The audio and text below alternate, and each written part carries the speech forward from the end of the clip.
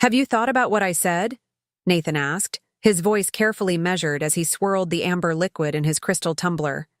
The question hung in our penthouse living room like a storm cloud, heavy with unspoken accusations. I rested, my hand on my swollen belly, feeling our daughter kick beneath my palm. 6 months pregnant, and my husband of 4 years was asking for a divorce. The irony wasn't lost on me. Before we jump back in, tell us where you're tuning in from. And if this story touches you, make sure you're subscribed, because tomorrow I've saved something extra special for you. I've thought about little else, Nathan, I replied, keeping my voice steady despite the hurricane of emotions inside me. From my position on our imported Italian leather sofa, the one Nathan had insisted we needed, I watched him pace before the floor-to-ceiling windows overlooking Manhattan's glittering skyline. Then you understand my position, he continued, not meeting my eyes. This isn't working anymore, Elise. We've grown apart. These things happen. These things happen. As if dissolving a marriage while your wife carries your child was as casual as canceling dinner reservations. Behind Nathan, the city pulsed with evening energy, thousands of lights flickering like stars brought down to earth. I'd once found that view mesmerizing. Now it just reminded me of Nathan's ambition. Cold, distant, beautiful from afar but empty up close. And the timing? I asked, unable to keep the edge from my voice. You couldn't wait until after our daughter is born? Nathan sighed dramatically, the sound I'd come to recognize as his prelude to condescension. The timing is unfortunate, I admit, but dragging this out won't make it easier. He finally turned to face me, his expression a practiced mask of regret. My lawyer says a clean break is best. Ah, yes, his lawyer.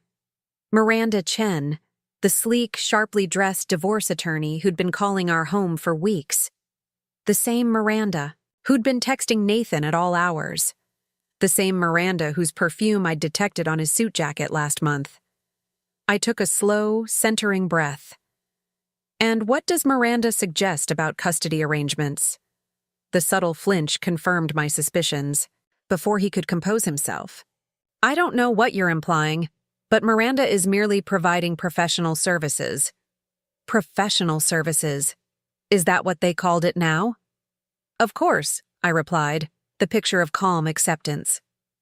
And these professional services, do they include a parenting plan for our daughter, or is that an additional fee?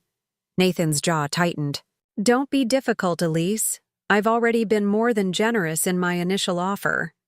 He set his tumbler down with a sharp clink against our marble coffee table. The penthouse will be sold, assets divided equally. You'll receive appropriate child support naturally. Appropriate, generous. His careful language spoke volumes about what he wasn't saying, that he planned to give me the bare minimum he could get away with. I wondered if he remembered that day 4 years ago, standing in pristine white at the altar, vowing forever before our friends and family. I wondered if he remembered the tears in his eyes when I told him I was pregnant. I wondered when those things had become inconvenient obstacles to his happiness rather than his happiness itself. See? I said, rising slowly from the couch, one hand supporting my lower back. Pregnancy had made such simple movements increasingly difficult. And when should I expect formal papers? Miranda is preparing everything, Nathan replied, relief evident in his voice. He'd expected hysterics, perhaps, or begging. They should be ready by the end of the week. I nodded and moved toward our bedroom, soon to be just his bedroom, I supposed.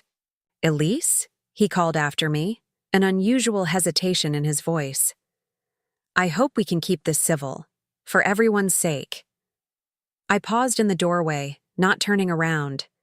Civil is my middle name, Nathan. What Nathan didn't know, what he had never bothered to discover in our years together, was that civility was indeed my specialty.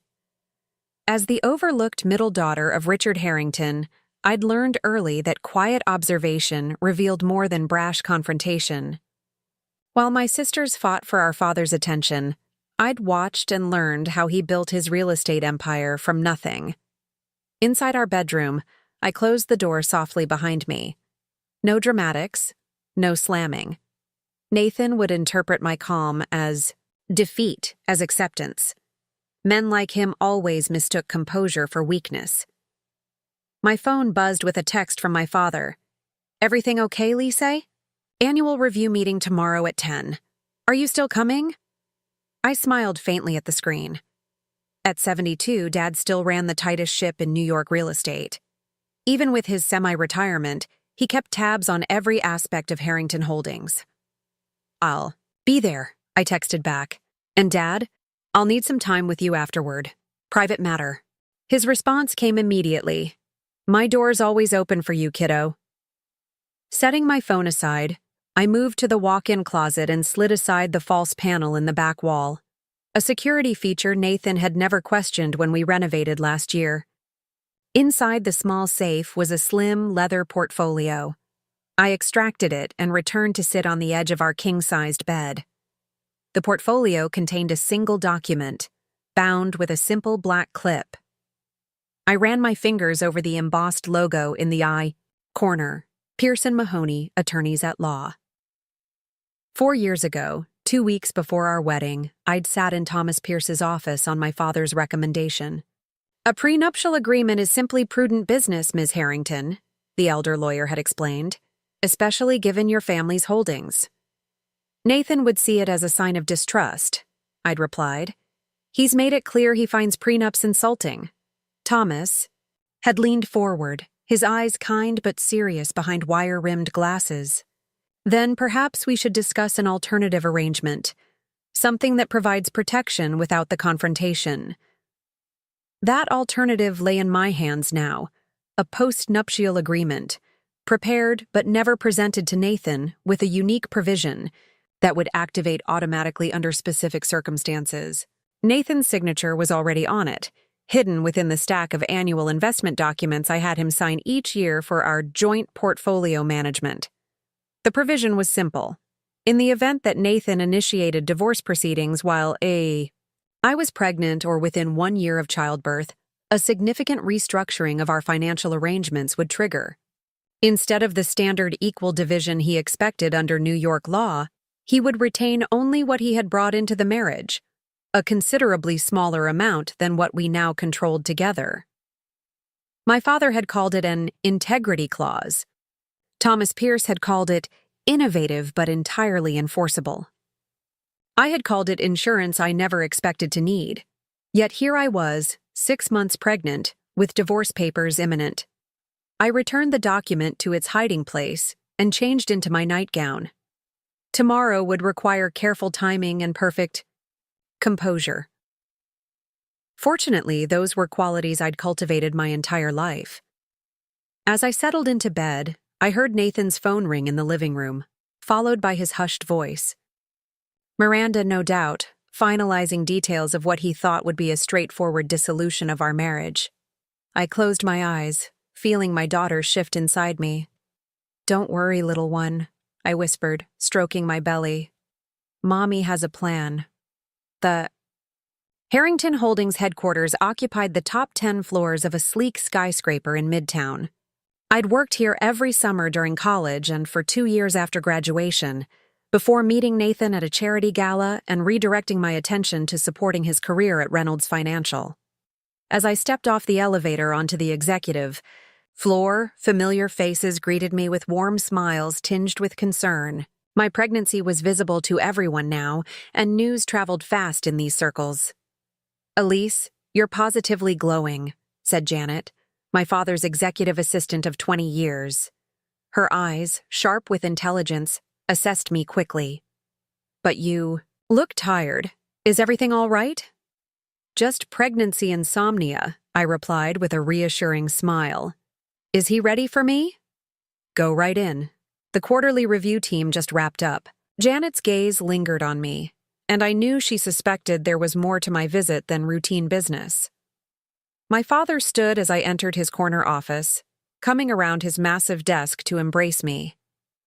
Richard Harrington had the bearing of a man half his age his silver hair the only concession to time's passage.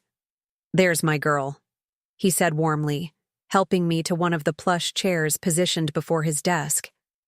"How's my granddaughter treating you?" "She's practicing her kickboxing skills on my bladder," I replied, settling into the chair. "But otherwise, we're managing." Dad returned to his seat, studying me with the same penetrating gaze that had intimidated countless business rivals. "Now, what's this private matter you mentioned? And where's Nathan? I expected him to accompany you to the doctor appointments by now." I took a deep breath. Nathan asked for a divorce last night. The temperature in the room seemed to drop 10 degrees. My father's expression didn't change, but his knuckles whitened where they rested on his desk.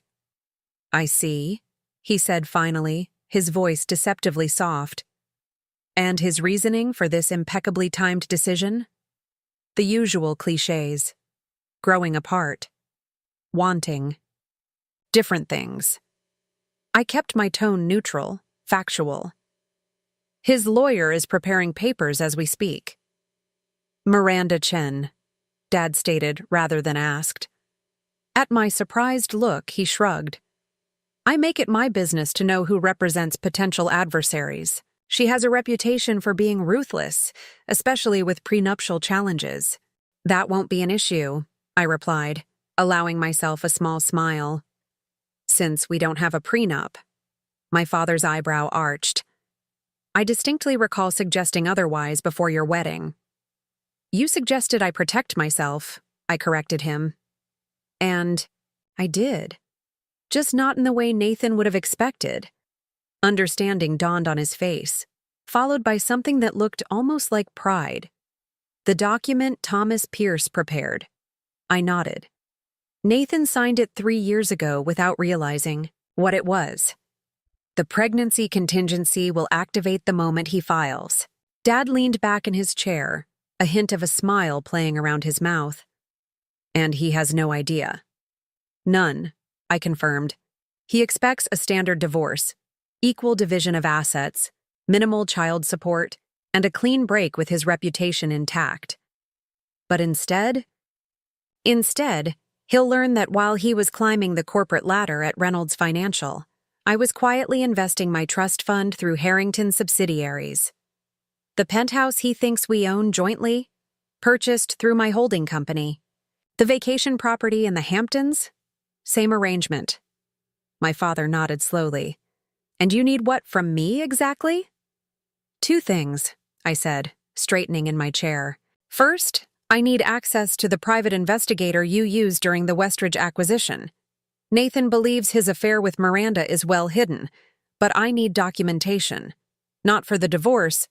New York is no fault, but for afterward. And, second, I need to accelerate my return to Harrington Holdings. The vice presidency of strategic development has been vacant since Michael retired. I want it." Dad studied me for a long moment. When Nathan and I had married, I'd stepped back from my executive track at Harrington to support his career. It had seemed romantic at the time, the supportive wife behind the successful man. Now, the naivety of that decision stung like salt. "In an open wound. The board would need to approve the appointment," Dad said finally. "But as it happens, I'd already planned to propose your name at next month's meeting. Your work on the Richardson portfolio impressed everyone, even doing it part-time." Relief washed through me. The Richardson portfolio had been my pet project. For the past year, a series of carefully structured investments that had yielded returns well above market average. I'd managed it quietly without Nathan's knowledge or involvement, presenting my work directly to the board each quarter. "Michael's position is yours if you want it," Dad continued, "though the timing may raise eyebrows given your condition." I placed both hands on my belly. This baby is precisely why I need to secure my position now. Nathan doesn't expect me to fight back. He thinks pregnancy makes me vulnerable, that I'll accept whatever terms he offers just to avoid stress. Dad's expression darkened. "He never deserved you, Elise." "Perhaps not," I acknowledged. "But he gave me one good thing." I rubbed my belly gently. and she's worth all of this. My father reached across the desk and squeezed my hand. What's your timeline? Nathan's lawyer will serve papers by week's end. The postnuptial will activate immediately. I'll need the investigator's findings before our first court appearance, which Miranda will schedule as soon as possible. She prefers to overwhelm opponents with rapid proceedings. Consider it done. Dad made a brief note on his tablet. Janet, we'll connect you with Sullivan Investigations this afternoon. On the company matter, I'll call an emergency board session for tomorrow. Given your track record with the Richardson portfolio, I anticipate no objections to your appointment. I rose from my chair, feeling lighter than I had in weeks. Thank you, Dad. No thanks needed, he replied, coming around to embrace me again. You're a Harrington, Elise. We take care of our own. He pulled back, his eyes fierce with protective love. And whatever that fool husband of yours has planned, he's about to learn what that really means. As I left my father's office, my phone buzzed with a text from Nathan. Meeting with Miranda running long. Don't wait up. We can discuss details. Tomorrow. I slipped the phone back into my purse without replying. Let him think I was at home, crying into my prenatal vitamins. By tomorrow, the landscape of our divorce would look dramatically different than anything he and Miranda had planned. The elevator down to the lobby, I pulled out my phone again and opened my banking app. With a few quick taps, I transferred a significant sum from our joint account into my private one.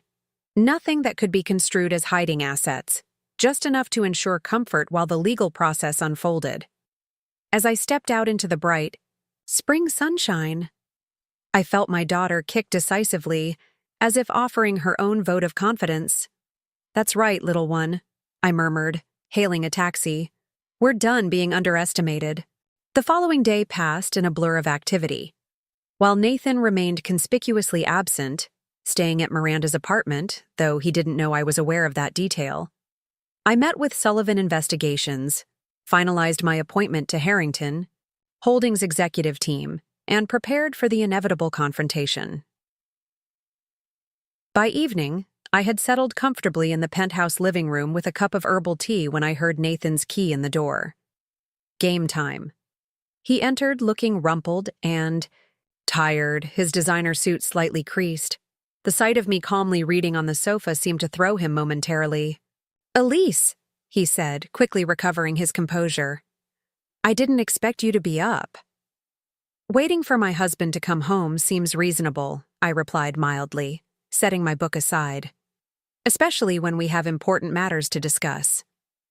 Nathan loosened his tie, avoiding my gaze. "About that, Miranda has prepared the initial filing. She suggests we meet together tomorrow to review terms before submitting to the court, for simplicity's sake." "Simplicity?" I echoed. "Yes, that would be preferable." Something in my tone made him glance up sharply. "You seem calm. Did you expect histrionics? Begging? Tearful appeals to our vows?" I sipped my tea. "That's not my style, Nathan. You know that." Relief flickered across his face. "Then you understand this is for the best. A clean break, fair division, and we can both move forward." "I understand perfectly," I assured him. "Though I should mention I've engaged my own counsel to review the papers. Standard procedure. I'm sure Miranda would agree." Nathan's expression tightened almost imperceptibly. "That's unnecessary. The terms are extremely generous." "Nevertheless," I replied, rising from the sofa with deliberate grace, one hand supporting my belly. "Thomas Pierce will be joining us at tomorrow's meeting." "Pierce?" Nathan's voice rose slightly. "From your father's firm? Elise, this doesn't need to become contentious." I paused on my way to the bedroom. "Nothing contentious about proper legal representation, Nathan. I thought you of all people would appreciate due diligence." I offered him a serene smile. "Miranda's office at 2, correct? We'll be there." Before he could respond, I closed the bedroom door behind me, leaving him standing in the living room, the first seedlings of doubt visibly taking root. In our bedroom, soon to be just mine, I changed into my nightgown and settled onto the bed with my laptop. A new email from Sullivan Investigations contained preliminary findings. Date-stamped photos of Nathan entering Miranda's building late at night, receipts from romantic dinners charged to his corporate card, and hotel reservations made under his assistant's name but signed for by him. A thorough documentation of betrayal, all compiled in less than 24 hours. My father's resources were nothing if not efficient. Another email notification appeared, this one from the board secretary, confirming my appointment as Vice President of Strategic Development at Harrington Holdings, effective immediately. Attached was a press release scheduled for distribution tomorrow afternoon. Perfect timing.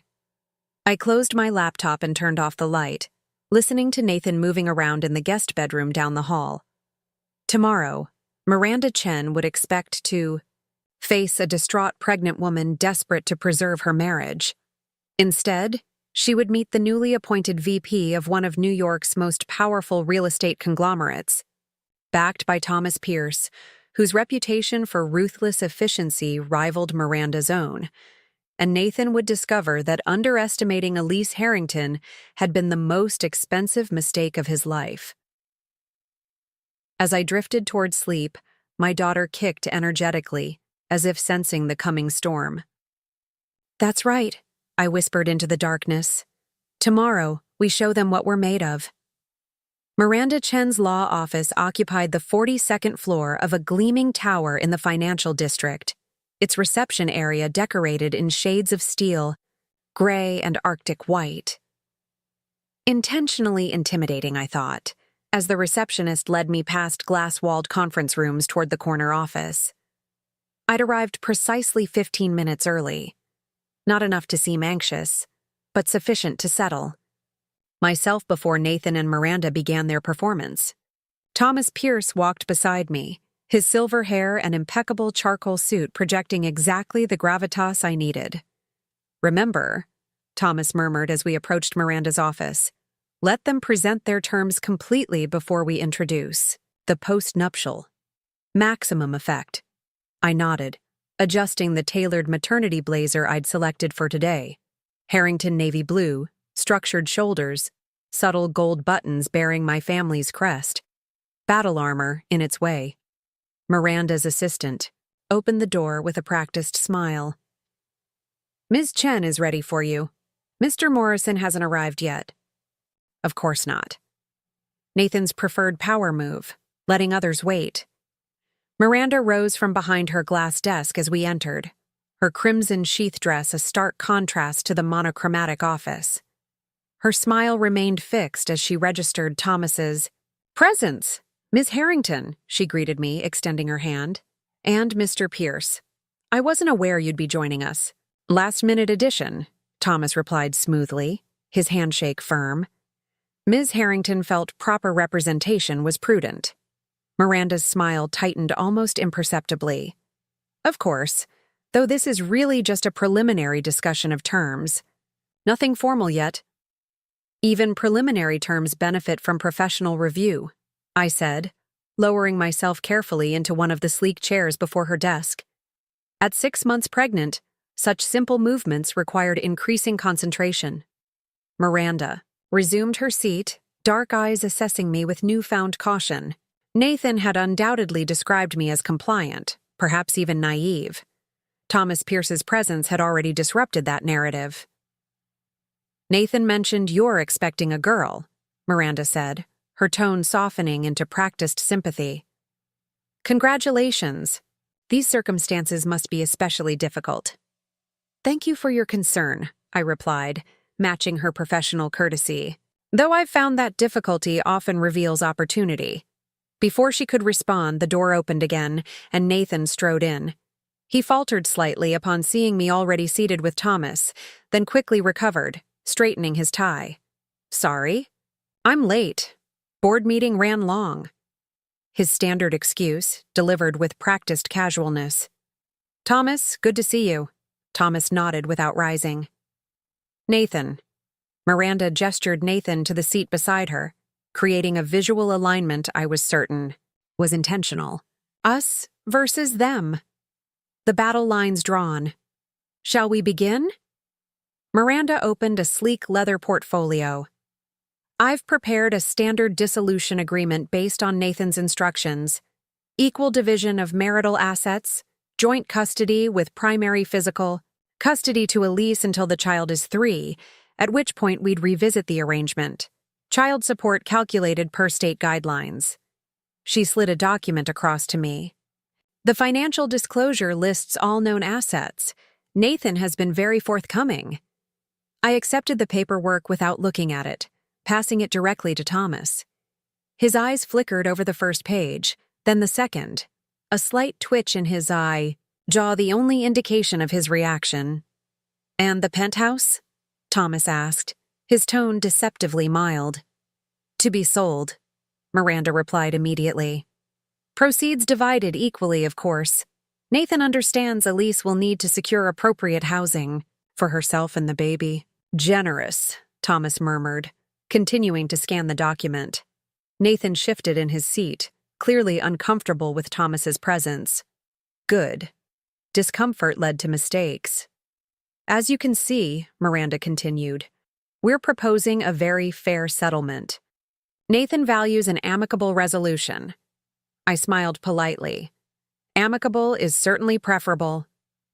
Nathan relaxed slightly, interpreting my calm as acquiescence. Miranda, more perceptive, studied me with narrowed eyes. Before we proceed further, Thomas interjected, setting aside Miranda's document, we should address the existing agreement. Nathan frowned. What existing agreement? Thomas withdrew a slim folder from his briefcase and placed it on the desk. The postnuptial agreement executed by both parties 3 years ago. The color drained from Nathan's face. That's impossible. We never signed a postnup. On the contrary. Thomas opened the folder and turned it toward them. Your signature appears on page 12, dated October 15th, 3 years ago, and again on the annual renewal, each subsequent year. Miranda snatched the document, scanning it rapidly, her professional composure cracking. This is irregular. When was this supposedly presented to my client? It was included in the annual investment portfolio documentation, I explained, watching Nathan's growing confusion. The same packet you sign every year without reading, Nathan. Page 12, right after the Westbrook Fund disclosures. Recognition dawned in his eyes, followed quickly by anger. That's entrapment. You buried it intentionally. It was clearly marked, Thomas countered calmly, and executed with proper notarization. The courts have repeatedly upheld similar agreements, provided they meet basic standards of disclosure, which this does. Miranda was scanning the document, furiously now, flipping pages with increasing agitation. When she reached a particular section, she stopped abruptly, her expression hardening. This contains a pregnancy contingency clause, she said, voice tight with controlled rage. Indeed, Thomas confirmed. Activated specifically under the current circumstances, initiation of divorce proceedings during pregnancy. Nathan grabbed the document from Miranda. What the hell does that mean? What contingency? It means, I said, speaking directly to him for the first time, that in the event you chose to divorce me while I was carrying your child, certain financial protections activate automatically. Protections, Miranda repeated flatly. Let's be specific, shall we? This clause essentially reverts all marital assets to their original owner, minus specific contributions to joint ventures. She looked up, eyes cold. It's punitive. It's insurance, I corrected her, against exactly this scenario. Nathan was still reading, his face growing increasingly pale. This can't be enforceable. I never agreed to this. Your signature indicates otherwise, Thomas replied. As does the annual renewal, which you've signed 3 times now. You tricked me, Nathan accused, looking at me with genuine shock, as if he were the betrayed party. You knew I never read those investment papers. A failure of due diligence. On your part, I observed calmly, hardly constitutes fraud. Miranda placed a restraining hand on Nathan's arm as he started to rise. Let's remain professional. She turned to Thomas. This document requires careful review. We'll need time to consult with additional counsel. Of course, Thomas agreed pleasantly. Though you should know the pregnancy clause includes a time-sensitive element. Assets transferred after service of divorce papers may be subject to recovery action. Nathan paled further. The $100,000 he'd moved to his private account yesterday, a transfer Sullivan Investigations had documented immediately, would now be problematic. This is ridiculous, he snapped. I'm not going to be blackmailed into staying in a failed marriage. No one's asking you to stay, I replied softly. The agreement simply ensures our child and I are properly provided for. Given the timing of your decision, Miranda was rapidly making notes. We need to calculate exactly what this means financially. Nathan, what assets did you bring into the marriage independently? Nathan ran a hand through his carefully styled hair, visibly rattled. My condo downtown, my investment portfolio, maybe $2 million then, savings of about $300,000. Thomas slid another document across the table. For convenience, we've prepared a summary of premarital versus marital assets. As you'll see, the current marital estate is valued at approximately $28 million, of which roughly $23 million would revert to a lease under the agreement. The silence that followed was absolute. Nathan stared at the figures. Disbelief etched on his face. This is absurd, Miranda finally declared. Nathan earned the majority of this money through his position at Reynolds Financial. Actually, I interjected, the growth came primarily through investment vehicles I established through Harrington subsidiaries. Nathan's salary, while substantial, accounts for less than 20% of our asset accumulation. You never told me you were investing through your father's company, Nathan accused. You never asked, I replied simply. The quarterly reports detailed every investment clearly. Again, your failure to review them isn't my responsibility. Miranda's phone buzzed. She glanced at it, then did a double-take, her composed facade cracking momentarily. Problem? Thomas inquired politely. She recovered quickly. Nothing relevant to our discussion. But the slight tremor in her hand suggested otherwise. My own phone vibrated in my pocket. A quick glance confirmed what I already knew. The Harrington Holdings press release had just gone live, announcing my appointment as Vice President of Strategic Development. Judging by Miranda's reaction, she'd just received the same news. Nathan, oblivious to this development, was still fixated on the financial summary. This can't be right. The penthouse is in both our names. The holding company that purchased... The penthouse is in both your names, Thomas corrected. The company itself is owned 90% by Elise's family trust. Your contribution was the down payment, which you'll notice is credited to you here. He tapped a line item on the summary. Nathan looked at me, truly seeing me perhaps for the first time in our marriage. You planned this all along. I protected myself, I corrected him. There's a difference. Regardless, Miranda interjected, gathering her composure. We'll need to thoroughly review these documents before proceeding. I suggest we adjourn and reconvene next week. Thomas closed his portfolio. Certainly, though be advised we've already filed a notice with the court regarding the post-nuptial agreement. Any assets moved after today will trigger automatic review. Nathan's expression confirmed he'd been planning exactly that. As we prepared to leave, Miranda's assistant appeared at the door.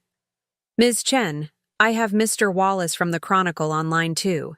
He's asking about the Harrington Holdings announcement and its impact on the Morrison divorce. Miranda's eyes snapped to me. What announcement? I rose carefully from my chair, one hand supporting my lower back.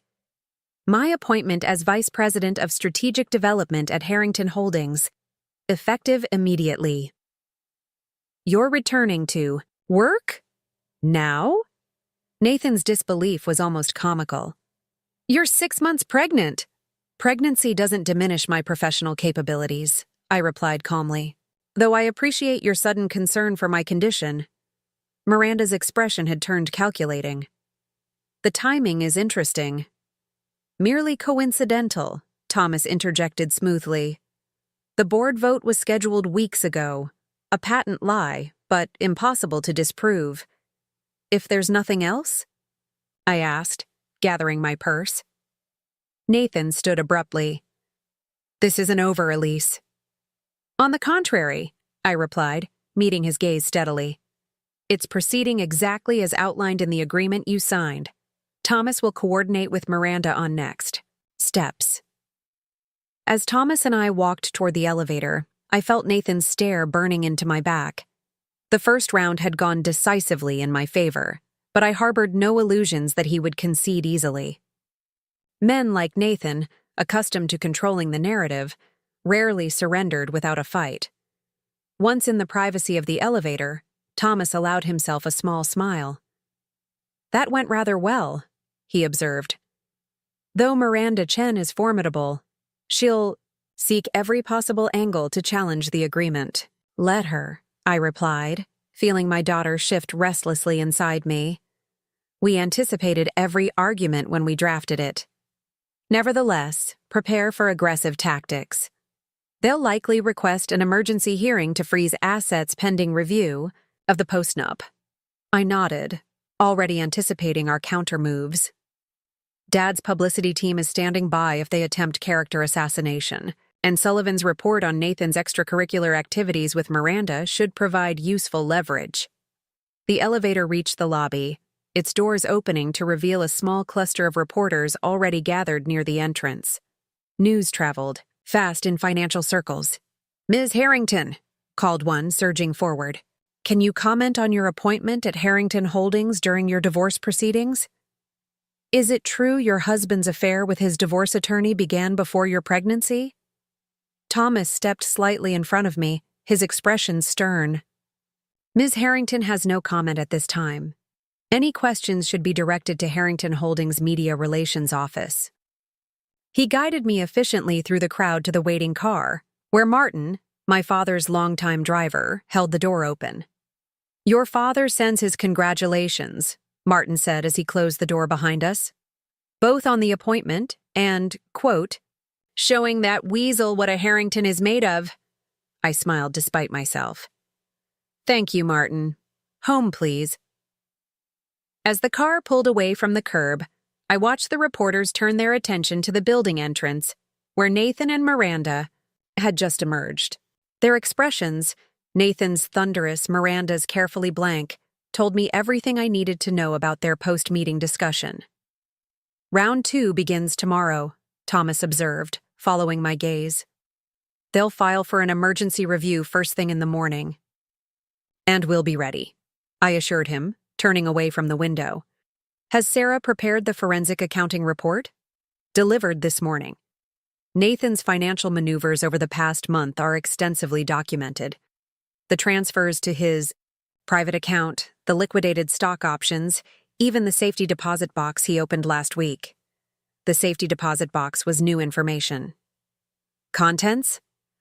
Unknown, but the timing is suspicious. Established the day after he consulted Miranda for the first time. I made a mental note to have Sullivan investigate further.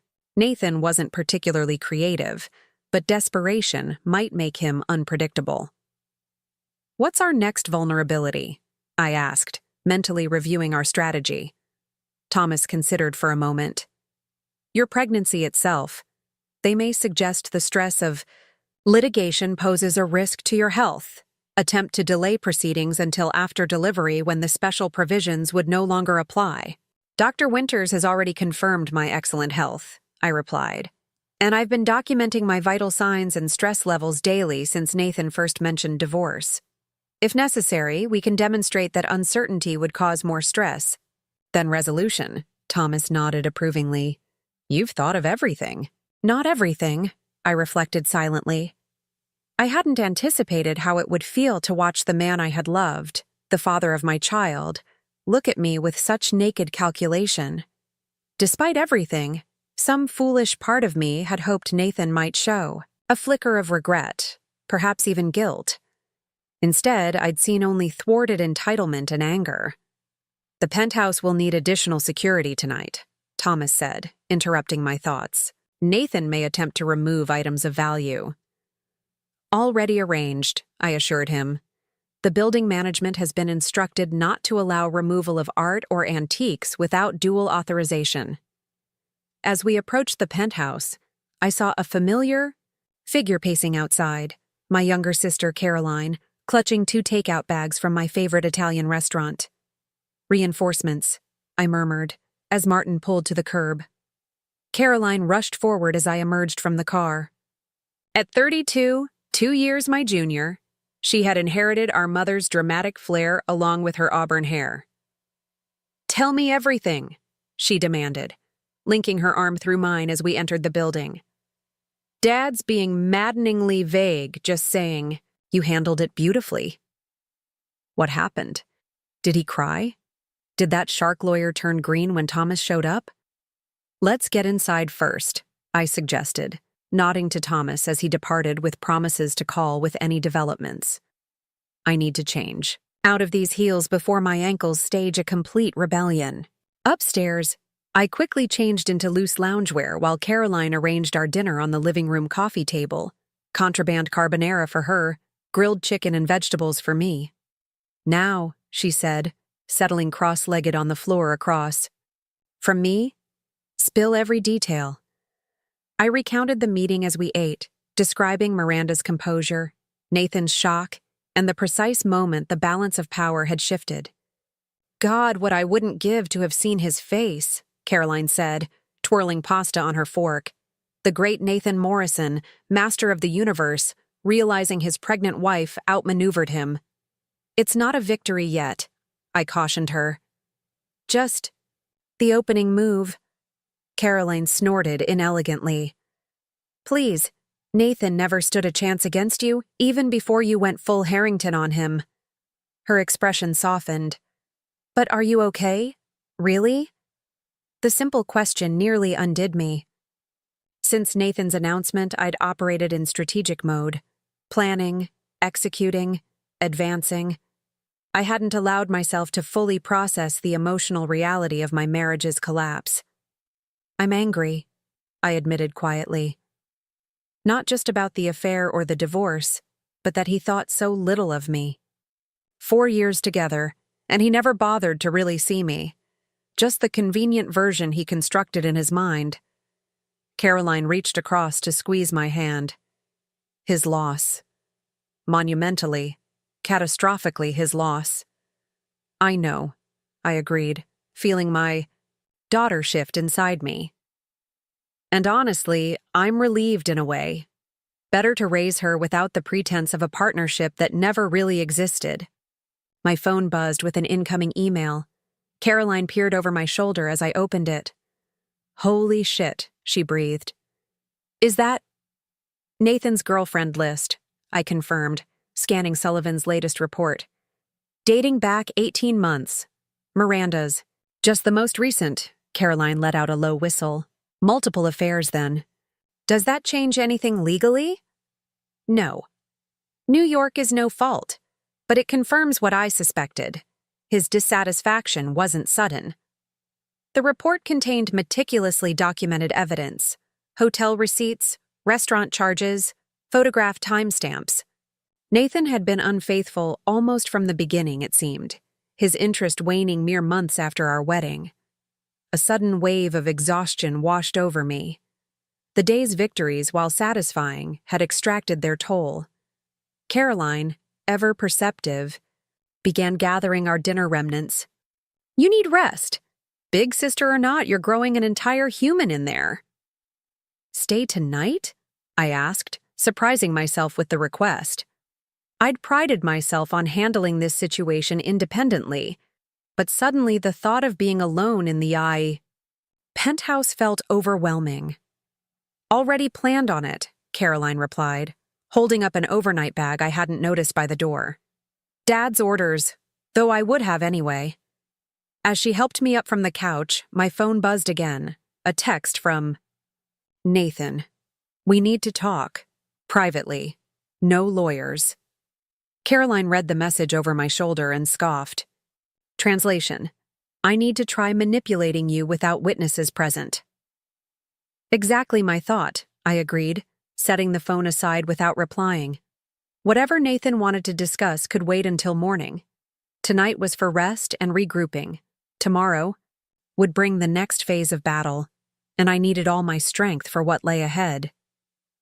Because if today's meeting had confirmed anything, it was that Nathan, faced with the prospect of losing both status and money, would stop at nothing to regain control. But then, neither would I. Morning arrived with the insistent buzz of my phone. 3 missed calls from Nathan, 5 text messages, and an email from Thomas Pierce marked urgent. I scrolled through Nathan's texts first. We need to talk before this gets out of hand. Elise, be reasonable. Let's discuss this like adults. You're making a mistake. I know things about your father's business you don't. Call me. Last chance to handle this privately. Fine. Have it your way. The progression from cajoling to threatening was predictably Nathan. I forwarded the messages to Thomas, then opened his email. As expected, Nathan and Miranda had filed an emergency motion challenging the post-nuptial agreement, claiming fraud and coercion. A hearing was scheduled for 2 p.m. Coercion, I murmured to myself, one hand resting on my active baby bump. That's rich. What's rich? Caroline asked sleepily from the doorway of the guest room, her auburn hair tousled from sleep. Nathan's legal strategy. I showed her the email. Apparently, his pregnant wife tricked and coerced him into signing a legal document he couldn't be bothered to read, Caroline snorted, padding toward the kitchen. Bold strategy. How's the judge going to feel about a so-called financial expert claiming he signed documents without reading them? Exactly, I agreed, following her. Coffee's in the left cabinet, decaf for me. Disgusting, she commented, but dutifully prepared. 2 cups. What's the plan for today? Emergency hearing at 2. Before that, I have a meeting at Harrington Holdings to finalize my transition. The Richardson portfolio needs attention. Caroline handed me a steaming mug of decaf. You're seriously going to work today? Hours before facing your soon-to-be ex in court? Business continues, I replied simply. Besides, staying busy keeps me focused. My phone rang. This time my father? Morning, Dad. Sullivan sent over his final report, he said without preamble. You'll want to see this immediately. I've forwarded it to your secure email. That's serious? Let's just say Nathan's been using company resources at Reynolds Financial for more than client meetings. I've already alerted Thomas. After ending the call, I opened the secure email application on my tablet. The attached report from Sullivan contained financial records from Reynolds Financial, showing Nathan had been charging personal expenses, including hotels and gifts for his various paramours, to client accounts, then obscuring the entries through creative accounting, not just adultery, but fraud. This changes things, I told Caroline, who was reading over my shoulder with widening eyes. Holy hell, she breathed. He's been embezzling? Not technically, I clarified. He's the VP of Client Relations. He has discretion over entertainment expenses. But charging escort services to the Martinez account crosses several lines, both ethical and potentially legal. I forwarded the report to Thomas with instructions to prepare it for potential submission to the court, then headed to shower and dress. By 8:30, I was in the back of my father's town car, en route to Harrington Holdings, dressed in a charcoal maternity suit with subtle gold accessories, my battle armor for the day ahead. Martin navigated morning traffic with practiced ease. Your father asked me to remain at your disposal today, Ms. Harrington, wherever you need to go, whenever you need to leave. Thank you, Martin. I caught his concerned glance in the rearview mirror. I'll be fine. This isn't my first corporate battle. Of course not, he agreed. But it's the first involving your child's father. His simple observation cut through my carefully maintained composure. Martin had driven me to school every day for 12 years, attended my graduation, and cried openly at my wedding. He'd earned the right to such observations. Yes, I acknowledged softly. That does complicate things. Just remember, he said as we pulled up to the Harrington building. Family is more than blood or marriage. It's who stands beside you when battle lines are drawn. Looking up at the gleaming tower bearing my family name, I felt a surge of gratitude for the network of support surrounding me. Whatever happened in court today, I wasn't facing it alone. The executive floor buzzed with activity as I stepped off the elevator. Janet intercepted me immediately, tablet in hand. Board members are requesting updates on the Richardson portfolio before market open. Legal needs your signature on the Westridge acquisition papers. The PR team has prepared talking points for any questions about your personal situation, and your father is waiting in the conference room with Sarah. I accepted the tablet she handed me, scanning the morning's agenda. Tell the board I'll distribute Richardson updates within the hour. I'll sign the Westridge papers now, and I don't need PR talking points. Any personal questions will receive a simple no comment. Janet nodded approvingly. Exactly what your father suggested. Also, Mr. Daniels from Reynolds Financial called 3 times this morning. That was unexpected. Reynolds Financial's CEO rarely involved himself in personnel matters. Did he say what it was regarding? No, but he sounded concerned. Said it was a sensitive matter requiring discretion. Interesting. I wondered if Sullivan's investigation had stirred something at Nathan's firm. I'll call him after my meeting with Dad, I decided. Anything else urgent? Just one thing. Janet's professional demeanor softened slightly. The executive team had this delivered for your office. She gestured to a doorway where 2 facilities staff were positioning an elegant bassinet beside a small seating area. A discreet sign on the wall read, "Quiet zone for mother and baby." They wanted you to know, your daughter is welcome here, Janet explained. The adjacent office has been converted for privacy when needed. The thoughtful gesture, so unlike the cold corporate environment Nathan had described at Reynolds, momentarily overwhelmed me. These people weren't just colleagues. They were extended family who had known me since childhood. Please convey my thanks to everyone involved, I managed, blinking back unexpected tears.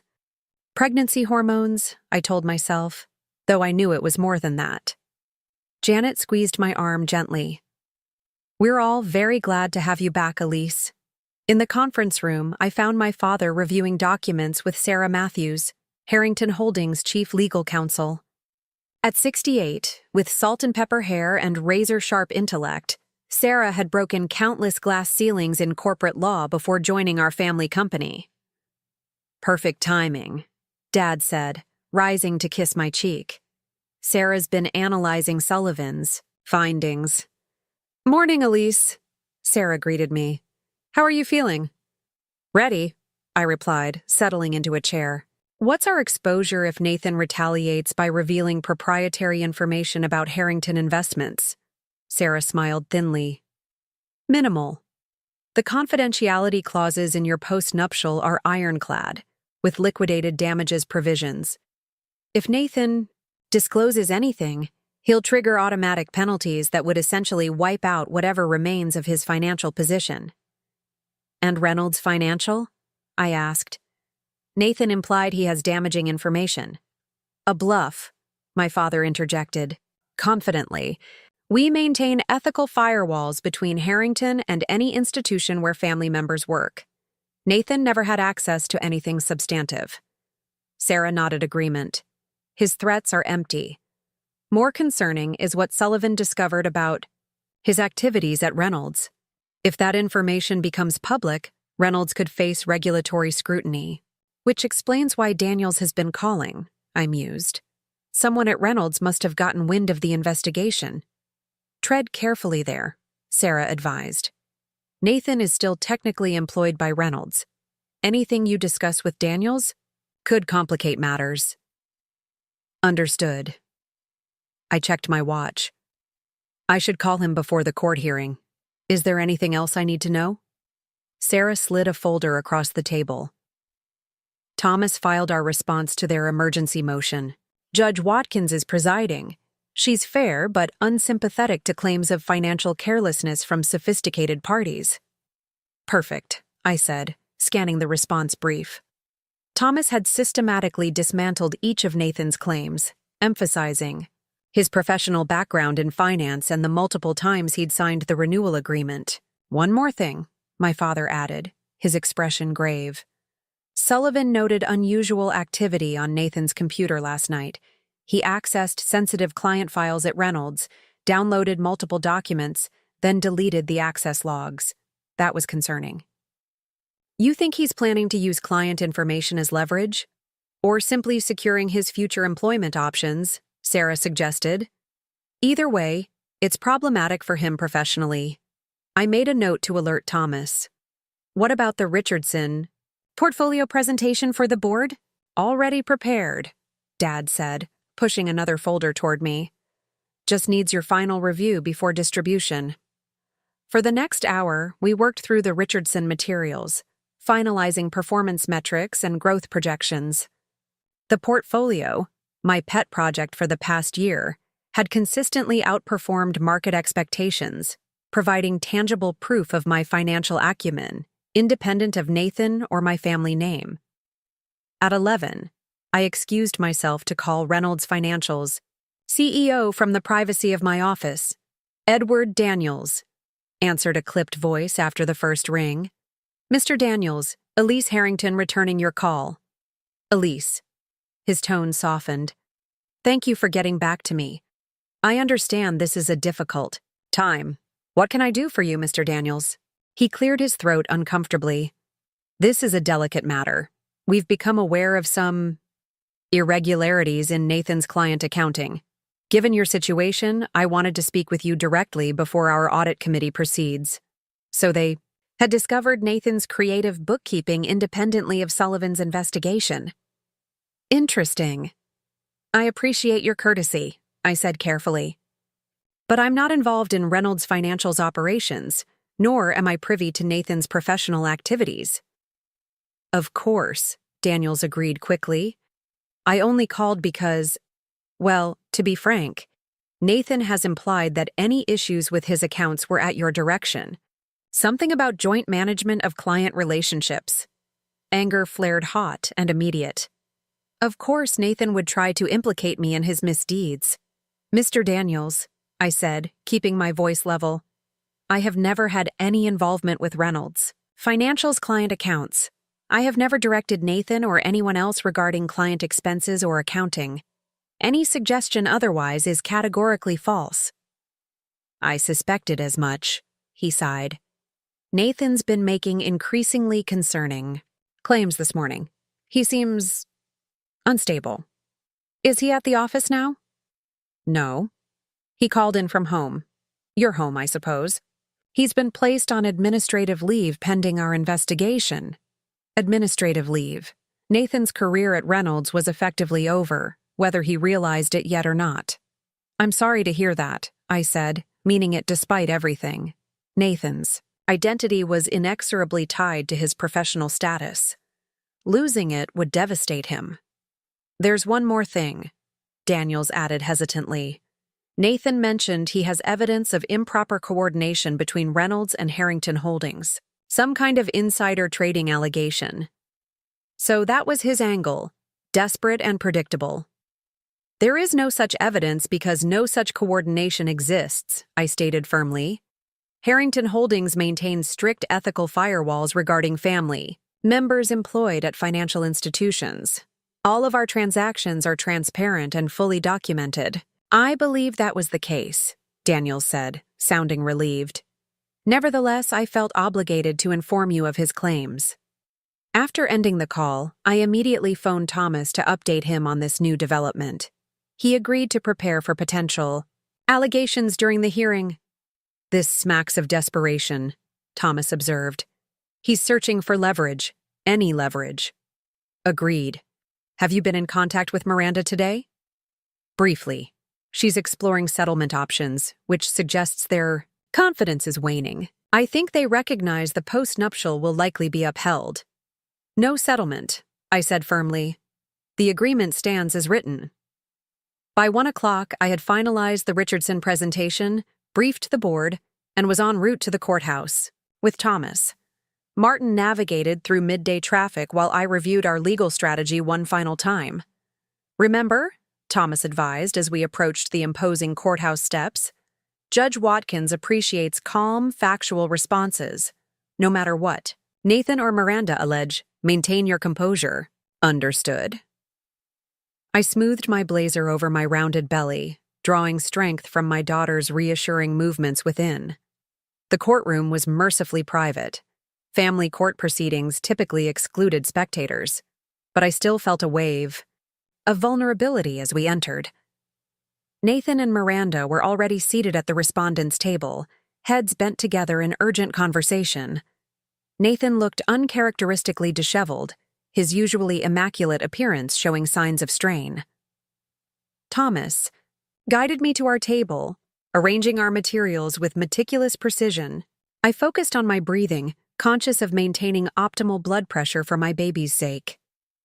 At precisely 2 o'clock, the bailiff called the court to order, and Judge Watkins entered, a formidable African-American woman in her 60s with shrewd eyes and an air of no-nonsense efficiency. Morrison vs. Harrington Morrison, she announced, scanning the preliminary filings. Emergency motion challenging the validity of a postnuptial agreement. Ms. Chen, as you filed the motion, please proceed. Miranda rose smoothly. Thank you, Your Honor. We're seeking immediate relief from a grossly inequitable postnuptial agreement. That was deceptively obtained and contains punitive provisions triggered by my client's divorce filing. Deceptively obtained how? Judge Watkins asked, peering over her reading glasses. The agreement was concealed within routine investment documents, Your Honor. Mr. Morrison had no knowledge he was signing a postnuptial agreement affecting his marital rights. Judge Watkins' expression remained neutral. Was the document clearly titled? Technically, yes, Your Honor, but was Mr. Morrison prevented from reading the document? No, but was he denied legal counsel? He wasn't informed that legal counsel would be appropriate, Miranda countered. Judge Watkins turned her attention to our table. Mr. Pierce, your response? Thomas rose with dignified confidence. Your Honor, the postnuptial agreement in question was properly executed, clearly labeled, and annually renewed. Mr. Morrison, a financial professional with an MBA from Wharton, signed the agreement 3 separate times. His claim of ignorance strains credibility, particularly given his professional background in reviewing financial documents. The judge nodded thoughtfully. Mr. Morrison, I have some questions for you directly. Nathan stood, straightening his tie nervously. Yes, Your Honor. You work in financial services, correct? Yes, Your Honor. I'm Vice President of Client Relations at Reynolds Financial. And in that capacity, do you regularly review and sign legal and financial documents? I do, Your Honor. Do you typically sign such documents without reading them? Nathan shifted uncomfortably. Not typically, no. But in personal matters with my wife, there was a level of trust that... Please answer the question directly, Mr. Morrison. Do you make a practice of signing legal documents without reading them? No, Your Honor. Yet you claim to have signed this particular document 3 separate times without knowing its contents? Nathan glanced at Miranda, who gave an almost imperceptible nod. Your Honor, my wife deliberately presented these documents at times when thorough review was difficult, late evenings after long workdays, or just before social engagements when time was limited. I stiffened at the blatant lie. Thomas placed a cautioning hand on my arm, reminding me to maintain composure. Judge Watkins turned to me. Ms. Harrington Morrison, did you intentionally prevent your husband from reviewing these documents? I rose, carefully, conscious of my visible pregnancy. Absolutely not, Your Honor. Each signing was scheduled in advance, with ample time allocated. The investment review meetings typically lasted 1 to 2 hours, with all documents available for examination. The judge made a note, then addressed Nathan again.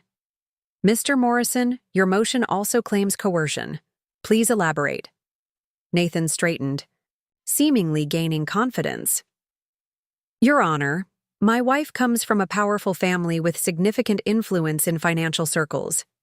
There was an implied threat that opposing her wishes would result in professional consequences for me. Judge Watkins raised a skeptical eyebrow. Was this implied threat documented anywhere? Not in writing, no, but the pressure was clear. Ms. Harrington Morrison, your response? Your Honor, no such pressure was ever applied. My husband's professional success has been entirely his own achievement. Until yesterday, I had been absent from Harrington Holdings operations for 4 years, focusing instead on supporting my husband's career. The judge studied me thoughtfully. Which brings us to timing. Mr. Morrison, you filed for divorce while your wife is 6 months pregnant with your child. The postnuptial agreement contains specific provisions addressing this exact scenario. Do you dispute that the timing of your filing triggered these provisions? No, Your Honor, Nathan admitted, but I wasn't aware such provisions existed when I filed. Because you didn't read the agreement, Judge Watkins concluded flatly. Exactly, Your Honor, Miranda interjected, which speaks to our fundamental argument. Mr. Morrison cannot be bound by terms he was unaware of due to his wife's deliberate concealment. It wasn't concealed, Your Honor, Thomas countered. It was presented openly with his other investment documents. Mr. Morrison chose not to read it. That's negligence, not fraud. Judge Watkins reviewed the agreement once more, then looked up decisively. I'm ready to rule on this motion. Mr. Morrison, your claim that you were unaware of the postnuptial agreement's contents does not constitute grounds for invalidation. As a sophisticated professional with extensive experience in financial matters, your failure to read a clearly labeled legal document before signing it represents negligence on your part, not fraud or coercion by your wife. Nathan's face flushed with anger as the judge continued. The agreement appears properly executed, with appropriate consideration and disclosure. The triggering provision regarding pregnancy may be unusual, but it is neither unconscionable nor contrary to public policy. Therefore, I am denying your motion to invalidate the postnuptial agreement. It will remain in force during these proceedings. Miranda immediately rose. Your Honor, given this ruling, we request a stay to allow Mr. Morrison time to evaluate his options regarding the divorce filing itself. Judge Watkins shook her head. The filing has already triggered the agreement's provisions. A stay would be procedurally meaningless at this point. She gathered her papers. I'm scheduling a case management conference for next Monday to establish discovery timelines. We're adjourned. The gavel's sharp crack echoed through the courtroom as Nathan stared at me with undisguised hostility. Thomas quickly gathered our materials as the judge departed. A complete victory, he murmured. Congratulations. But it didn't feel like victory. Despite everything, watching Nathan's professional and personal life unravel brought me no joy. He was still my child's father, still the man I had once loved enough to marry. As we prepared to leave, Nathan approached, ignoring Thomas's cautioning presence. You won't get away with this, he hissed, low enough that only I could hear. I know things about your father's business, things that would interest federal regulators. Nathan, I replied calmly, we both know you have nothing. Don't compound. Your problems with empty threats and potential slander? This isn't over, he insisted, as Miranda attempted to pull him away. You think you've won? You have no idea what I'm capable of. Actually, I do, I said softly. That's why I had the foresight to protect myself and our daughter from exactly this scenario. Thomas stepped between us. This conversation is over, Mr. Morrison. Any further communication should go through counsel. As Nathan was led away by an increasingly frustrated Miranda, I felt a peculiar emptiness. The man I had married, or thought I had married, was entirely gone, replaced by this angry stranger hurling threats and accusations. Outside the courthouse, reporters had gathered despite our attempts at discretion. Thomas skillfully guided me through them to the waiting car, deflecting questions with practiced ease. Once safely inside, I released a long, shaky breath. That went about as expected. Better than expected, Thomas corrected. Judge Watkins rarely rules from the bench on complex financial matters. The fact that she did speaks to the strength of our position. My phone buzzed with a text from Caroline. Verdict? Prenup upheld. Nathan not taking it well. I replied simply, no surprise there. Dad's ordering champagne, sparkling cider for you. Dinner at his place tonight to celebrate. I put the phone away, leaning back against the comfortable leather seat. Take me back to Harrington Holdings, please, Martin. I still have work to finish. Are you sure? Thomas asked, concern evident in his voice. It's been an eventful day. I'm sure, I confirmed. The Richardson portfolio won't manage itself, and focusing on work keeps me from dwelling on... I gestured vaguely toward the courthouse behind us. Thomas nodded, understanding. Very well. I'll update your father on today's proceedings and prepare for Monday's conference. As Martin navigated away from the courthouse, I glanced back to see Nathan emerging, surrounded by reporters. Even from a distance, his body language broadcast rage and humiliation. Martin, I said suddenly, could you drive by the penthouse? I need to check something. Of course, Ms. Harrington. Thomas gave me a questioning look, but I merely shook my head slightly. A suspicion had formed. Nathan's uncharacteristic dishevelment, his desperate accusations, Edward Daniels' concerns about unstable behavior. Something wasn't adding up. As we approached our building, I noted unusual activity at the entrance. Building security engaged in what appeared to be a heated discussion with someone just inside the lobby. Stop here, please, I instructed Martin. Elise, Thomas cautioned. Whatever's happening, it's better to stay uninvolved. I just need to see, I insisted, lowering the window slightly. From this distance, I could now make out the scene clearly. Nathan, having somehow beaten us here, was arguing with building security while attempting to remove several large boxes from the premises. My suspicion confirmed, I raised the window. Take me to Harrington Holdings now, please, Martin. What is it? Thomas asked, noting my changed demeanor. Nathan's removing items from the penthouse against building policy, I explained. Let security handle it. I've already flagged our valuables with management. As we pulled away, I sent a quick text to the building manager confirming Nathan should not be permitted to remove anything beyond personal clothing and toiletries. Whatever game he was playing, whether attempting to secure valuables before asset freezing or simply acting out of spite, it would fail. The Richardson portfolio awaited my attention, and my daughter deserved a mother focused on the future, not dwelling on a marriage that had revealed itself to be built on illusion. Nathan's final threat echoed in my mind as Martin accelerated smoothly toward Harrington Holdings. You have no idea what I'm capable of. Perhaps not, but whatever came, next I would be ready. The next 3 days passed in relative calm, perhaps too calm, given Nathan's volatile parting words. I divided my time between Harrington Holdings, where the Richardson portfolio demanded careful management during market fluctuations, and preparations for Monday's case management conference. On Friday evening, Caroline accompanied me to the penthouse to collect additional clothing and personal items. Building security reported that Nathan had not returned since his failed attempt to remove property, though his access had not been revoked. You're sure you don't want to stay at Dad's? Caroline asked as we sorted through my closet. Or my place. This penthouse feels, I don't know, tainted somehow. It's still my home, I replied, selecting maternity wear appropriate for next week's meetings. I won't be driven out, especially not before the court formally addresses residence rights. Caroline sighed, folding a cashmere sweater with uncharacteristic precision. You're stubborn, you know that? Dad says it's the Harrington in you, says the man who once refused to sell a property despite 3 foundation cracks and a termite infestation, I countered with a smile. Exactly. Pig-headed determination runs in our blood. She paused, expression turning serious.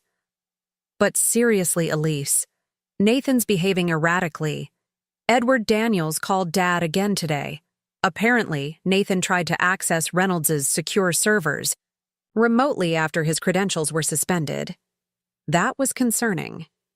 Did he succeed? No, but the attempt itself triggered security protocols. Daniels is considering legal action. I absorbed this information, mentally adding it to the growing catalog of Nathan's increasingly desperate maneuvers. First the divorce during pregnancy, then the affair with Miranda, followed by attempts to remove assets, and now potential corporate espionage. The pattern suggested escalating recklessness. I'll update Thomas, I decided, sending a quick text to our attorney. But I'm still staying here tonight. The building has 24-hour security, and I've changed all the locks. Caroline looked unconvinced, but didn't argue further. After helping me pack essentials, she reluctantly departed with promises to check in hourly. Her concern was touching, if somewhat suffocating. Alone in the penthouse, I moved through the familiar rooms that now felt subtly different. Spaces once shared that would soon be divided. Memories stored in furniture and artwork soon to be liquidated. Or separated. In the nursery, I traced my fingers over the half-finished mural Nathan had started painting before his interest in impending fatherhood had mysteriously waned. My phone buzzed with an incoming call from an unknown number. Normally, I'd let such calls go to voicemail, but something, intuition perhaps, prompted me to answer.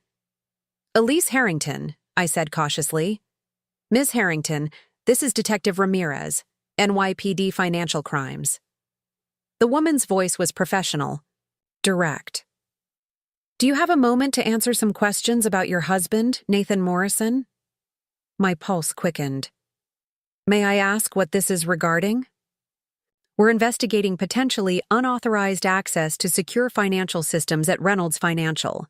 Mr. Morrison's supervisor has reported suspicious activity. So Daniels had escalated the matter to law enforcement already. Interesting. I'm happy to assist, Detective, but I should note that I'm currently in divorce proceedings with my husband and have limited knowledge of his professional activities. Understood, Detective Ramirez replied. Nevertheless, your perspective could be valuable. Would tomorrow morning work for a brief interview at your convenience? We arranged to meet at Harrington Holdings at 10 the following morning. After ending the call, I immediately contacted Thomas to inform him of this new development. Police involvement changes things, he observed. If Nathan is under criminal investigation, it could actually simplify our divorce proceedings. Courts take a dim view of parties engaged in financial misconduct. That's assuming he's actually guilty of something, I pointed out. So far, it's just suspicious behavior. True, but either way, it adds pressure on him to settle according to the postnuptial terms rather than prolonging litigation while under scrutiny. After we disconnected, I found myself standing before the large windows overlooking the city, one hand resting on my active baby bump. My daughter had been particularly energetic today, as if sensing the storm surrounding her impending arrival. Don't worry, I whispered to her. Whatever happens, I'll make sure you're safe and secure. The peacefulness of the moment was shattered by the harsh buzz of the penthouse's intercom. The building concierge's voice came through clearly. Ms. Harrington Morrison, I apologize for the interruption, but Mr. Morrison is in the lobby insisting on access to the penthouse. He appears agitated. Would you like me to have security escort him out? I considered my options quickly. Denying Nathan access could escalate his already volatile state, while allowing him entry posed its own risks. However, with building security aware of the situation and my family on high alert, a controlled confrontation might be preferable to prolonging the inevitable. You can send him up, Anthony, I decided. But please have security remain on standby. Of course, Ms. Harrington Morrison. They'll be right outside if needed. I moved to the kitchen, positioning myself with the marble island between me and the entry. Within minutes, I heard the elevator doors open, followed by Nathan's uneven footsteps in the foyer. He appeared in the doorway looking considerably worse than he had in court. Unshaven, shirt wrinkled, eyes bloodshot. The controlled, polished financial executive had been replaced by someone I barely recognized. "Nathan," I acknowledged calmly. "Anthony mentioned you were agitated." "Agitated?" He gave a harsh laugh, moving into the kitchen but stopping when he noticed my protective positioning behind the island. "That's one word for it. Betrayed might be another. Destroyed works too. What do you want, Nathan?" Thomas was clear that all communication should go through counsel. "Thomas Pierce," he spat the name like a curse. "Your father's attack dog. Tell me, Elise, was this the plan all along? Marry me, let me build a life with you, then destroy me. When I'm no longer useful?" "You decided to divorce your pregnant wife," I reminded him gently. "Everything that's happened since has been the natural consequence of that choice." He paced the kitchen perimeter, running a hand through his disheveled hair. "Daniel suspended me, did you know that? Pending investigation into financial irregularities. Your father's doing, I assume." "My father has no influence over Reynolds Financial's internal procedures," I corrected him. "If you're being investigated, it's because your actions warranted scrutiny." Nathan's expression darkened. "Always so calm, so reasonable. That's your act, isn't it? Quiet little Elise, supportive wife who never complained, never questioned, while secretly plotting and manipulating behind the scenes." "There was no plot, Nathan. Only protection against exactly the scenario you created." I maintained my position, behind the island, one hand resting protectively on my belly. "Now what is it you want? I assume you didn't come here just to accuse me of conspiracies." He stopped pacing abruptly. "I want what's mine. Half the assets, as agreed when we married. Not this financial execution your post-nuptial dictates." "The Batsy agreement you signed is legally binding," I reminded him. "Judge Watkins was quite clear on that point." "Because I didn't read the fine print," he exploded, slamming his hand on the counter. "One mistake, one oversight, and you're using it to take everything." "Not everything," I corrected him quietly. "Only what's rightfully mine and our daughter's. You'll retain exactly what you brought into the marriage, adjusted for reasonable growth." "Reasonable?" He laughed bitterly. 2 million becomes what, maybe 3? While you walk away with over 20? 23.6, I clarified. "And yes, that's the agreement you signed, 3 times. Nathan moved toward one of the kitchen drawers, and I tensed, suddenly alert to potential danger. But he merely withdrew a small stack of paper, tossing it onto the island between us. "Here's my counteroffer," he stated flatly. "Tear up the post-nup, standard 50-50 division, joint custody, and I don't release this information to the SEC and financial press." I glanced at the documents without touching them. Printouts of various Harrington Holdings transactions, including several related to the Richardson portfolio.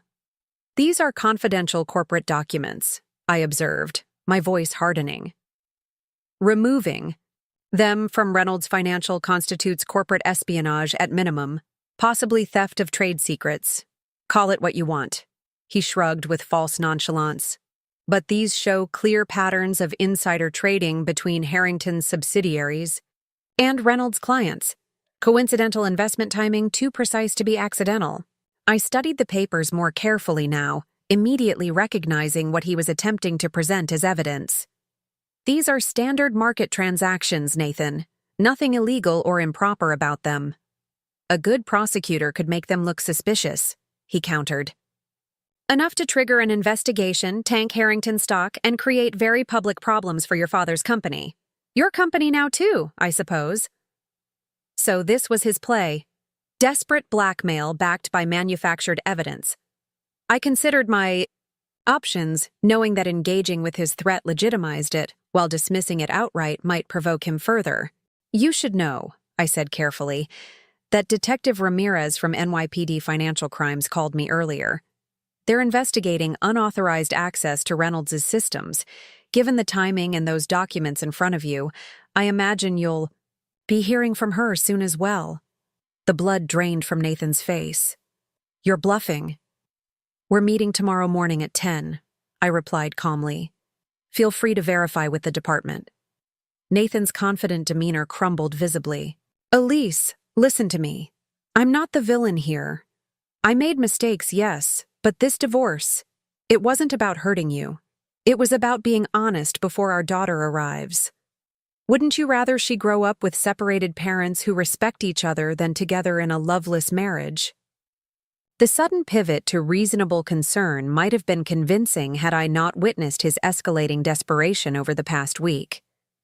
"Nathan," I said softly, "if you truly cared about our daughter's well-being, you wouldn't be attempting to blackmail her mother with fabricated evidence while under criminal investigation.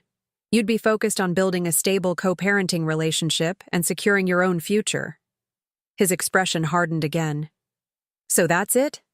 No negotiation? No compromise?" "The post-nuptial agreement already represents the compromise," I explained.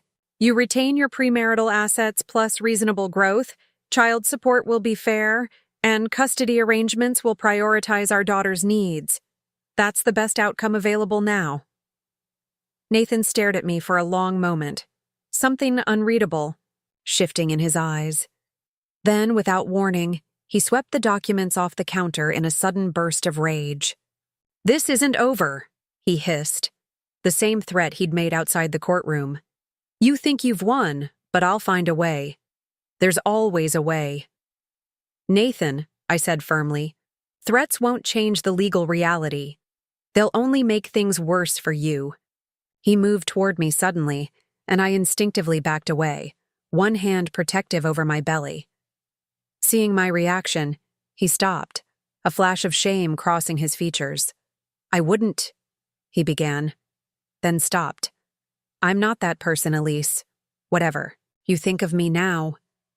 "Then be better than this," I urged quietly.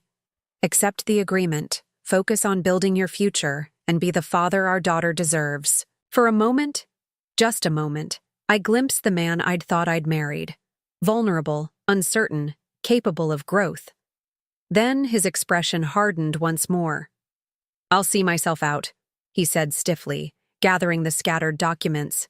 "Tell your detective friend I'll be available if she has questions." After he left, I released a shaky breath I hadn't realized I was holding. The confrontation had been intense but ultimately productive. Nathan now understood that his attempted blackmail had only worsened his position, and the involvement of law enforcement had clearly rattled him. I called building security to confirm. Nathan had left the premises, then texted Thomas a brief summary of the encounter. His response was immediate. "Save any surveillance footage. Document everything. We'll discuss further steps tomorrow." Sleep proved elusive that night, my mind replaying the confrontation while my daughter maintained her seemingly nocturnal exercise routine. By morning, I had made a decision, one that balanced justice with practicality, and most importantly, served our daughter's long-term interests. Detective Ramirez arrived precisely at 10 the following morning, a compact woman with intelligent eyes and efficient movements. After reviewing what I knew of Nathan's activities at Reynolds Financial, little, and his recent behavior, concerning, she thanked me for my time. "One more question, Ms. Harrington," she said as she gathered her notes. "Given your husband's increasingly erratic behavior, have you considered a restraining order?" The suggestion gave me pause. "Is that something you'd recommend based on your professional experience?" Detective Ramirez chose her words carefully. "In financial crime cases, we often see escalation when the subject feels cornered. Mr. Morrison has lost his professional standing, faces divorce under unfavorable terms, and is now under criminal investigation. That's significant pressure on someone unaccustomed to failure. I'll discuss it with my attorney, I promised. Thank you for the suggestion. After she departed, I called an emergency meeting with Thomas, my father, and Sarah Matthews in the Harrington Holdings conference room. Together, we formulated a multifaceted approach to resolve the Nathan situation definitively. By Monday morning, our strategy was ready. When Nathan and Miranda arrived for the case management conference, Thomas immediately requested a private meeting in one of the courthouse consultation rooms. Before we proceed, Thomas began once we were all seated, my client would like to propose a modified settlement. Miranda's eyebrows rose in surprise, while Nathan looked instantly suspicious. What kind of modification? He asked warily. I leaned forward slightly. One that potentially benefits everyone at this table. For the next 20 minutes, I outlined our proposal. The postnuptial agreement would remain in force regarding asset division, but with 3 significant modifications. First, Nathan would receive a structured settlement providing additional liquidity, $2 million beyond his premarital assets, payable over 5 years, conditional on his full cooperation with Reynolds Financial's internal investigation and any law enforcement inquiries. Second, he would retain visitation rights with our daughter under supervised conditions for the first year, transitioning to standard arrangements thereafter, assuming appropriate behavior. Third, Harrington Holdings would provide a professional reference, limited to verifying his dates of employment and position at Reynolds, without mentioning the circumstances of his departure, once all legal matters were resolved. In exchange, Nathan would sign comprehensive confidentiality and non-disparagement, agreements covering both our marriage and any knowledge of Harrington business practices. Why would you offer this? Miranda asked suspiciously. You've won at every turn. The postnup is valid, Nathan's professional situation is precarious at best, and you hold all the leverage. Because, I replied simply, our daughter deserves a father with the opportunity to rebuild his life, not one destroyed by his own worst impulses. Nathan studied me intently, clearly searching for hidden motivations. And if I refuse? Then we proceed as originally outlined in the postnuptial agreement, Thomas answered. Additionally, Harrington Holdings will cooperate fully with any law enforcement investigations into potential corporate espionage or attempted blackmail. The threat was clear but professionally delivered. Nathan's attempt to use confidential documents as leverage had backfired spectacularly. Miranda requested time to confer privately with her client. When they returned 20 minutes later, Nathan's demeanor had changed subtly, less desperate, more resigned. We accept your terms, Miranda stated professionally, with the understanding that all current investigations will be resolved as part of this agreement. Harrington Holdings has no control over law enforcement actions, Thomas clarified, but we will convey to Reynolds Financial that we consider any civil matters between them and Mr. Morrison resolved by this agreement. Documents were drafted and signed over the next 2 hours, transforming what could have been months of bitter litigation into a structured resolution. When complete, Miranda departed to file the necessary paperwork, leaving Nathan and me momentarily alone in the consultation room. Why? He asked quietly. After everything, why offer me any lifeline at all? I rested both hands on my rounded belly, feeling our daughter's movements. Because rage and retribution are poor foundations for parenting, and because I meant what I said, she deserves a father capable of redemption.